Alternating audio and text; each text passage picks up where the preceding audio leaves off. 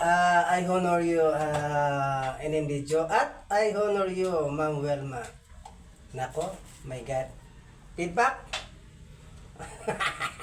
Are you ready? Okay, so narinig ko kasi ang kwento ni Ma'am Welma. So, very ano naman yon, very common. No? Very common yung kaniyang kwento at doon kasi yung kwento na yon is doon sa apply yon. Ikukwento mo based your experience para mabigyan ka ng resita o advice. So, dito sa learning, dito na point tayo kung ano yung topic, kung ano yung video, yung time mag-usap. Pero best sa kwento ni Ma'am Welma, tama naman yon. But, point by point, no? So, napakaganda naman. Si Ma'am Welma, siyempre, bawat kwento naman niya is, I honor you, Ma'am Welma, kasi talagang gumagawa naman siya talaga. Hinihimay talaga niya, no? But mayroon lang mga part doon na exclusive na sa apply yan. Sasabihin, apply, ganito yung kwento ko, ganito yung kwento ko. Ang tanong, ginagawa mo ba yan, Ma'am Welma, sa iyong apply? Sinasabi mo ba yan? Tinatanong mo ba yan? O baka tinatanong mo, ang sumagot, ikaw lang din? Ha? So, to be honest, no, nagsabi ka ba? Yes, nagsabi ako, kaya lang. O bakit may kaya lang? Iba ang sagot. Ganon. Wala talagang gusto kong magpasama, kaya lang. Walang time. Okay, ganito yan. Okay. Maybe hindi dito sa time na ito is yung nga, kailangan kayo mismo mag-usap, heart to heart.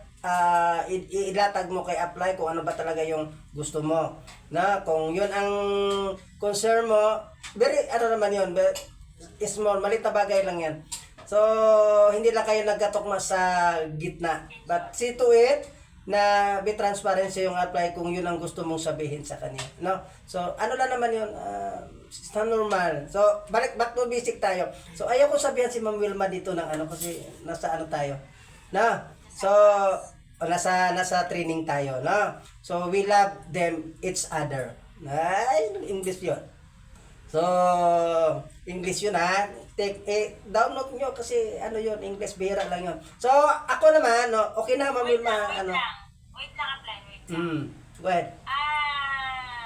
Nalitawan ka ba, Ma'am Welma, doon sa advice ni Sir Pat sa'yo tungkol doon sa kwento mo about doon sa user mo?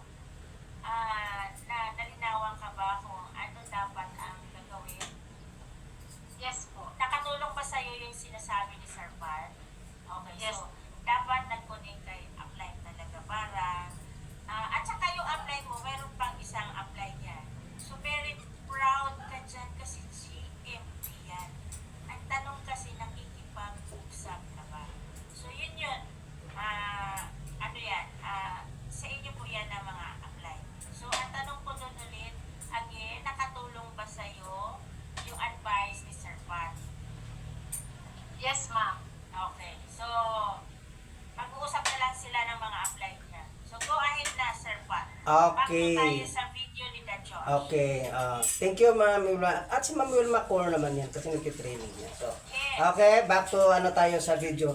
So, nakita ko sa video ni Da Josh, no? So, phone sales mastery. So, parang emotion strategy. Pero, ako kasi, sa dami na ba naman ng tao ng kausap ko, no? Sa dami ng tao kausap ko, marami po ako na-encounter na moment na nandyan yung madamdaming moment, no? Nandyan yung natutulungan ko, na napapasalamat, di ba?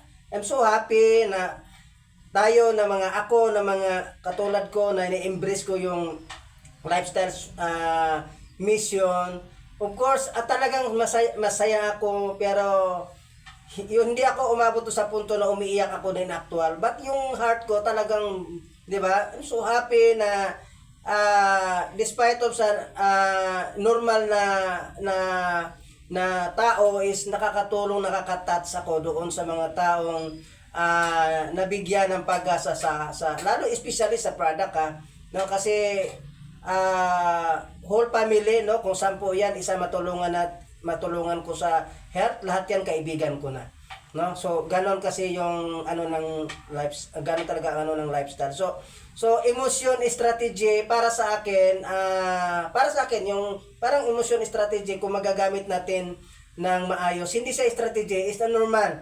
No, na kung mission talaga ako, tulad ko talaga, pag makipag-usap ako, heart to heart talaga ako, no? So, lalo na pag sinabi ko yung mga bagay na, alam mo yung makabagbag damdamin na, talagang hugot puso na ako. Ako nang walang hugot kasi ako ng puso. Hindi ako nang hugot ng bulsa. Puso ang hinuhugot ko. No? Tapos, empty ako doon sa pagkausap ko na pagkikitaan. Kasi, mawawala ako doon sa mission na ang purpose ko, yes, gusto kong kumita, bakit hindi? Napaka-impokrito ko kung hindi ko sabihin gusto ko ng kita, but this inside ko yon, tinitabi ko yon kasi once na nagawa ko at nakausap ko yung tao at mag-try ng product, given naman na kumikita ako. Then yung emosyon ko na mga tulad ng mga tao na follow up ko, nakausap ko, Sir Pat, salamat, ganito, especially sa mga health or sa businessman yan, no? Napakasarap na tumulong, no? Ang tao naman, yung mga client natin, once na nakita nila at narinig nila at naramdaman nila yung aking purpose, bakit ko sila kinausap, bakit ako nagbibigay ng time. Ako lagi ko sinasabi, thank you for your time. Alam kong busy kayo, pero binigyan nyo ako ng time na makausap kayo. Maniwala kayo hindi sa akin, masaya na po ako. Ito po yung part ng mission ko. Doon pa lang, nakukurot ko na yung puso nila. So, yun lang. Ang dami kong experience. Siyempre, 11 years ba naman ako dito in 1 dekada. Ang dami na talaga. So, isa lang ang key ko doon. Embrace the culture of lifestyles. Mission. So, yun lang. Thank you and good morning. Okay, thank you so much. Palakpakan naman natin si Sir Pat. Ayan, so, si Mama Long, mag-share. Hindi lahat po mapalakpak. Pakpak naman kayo.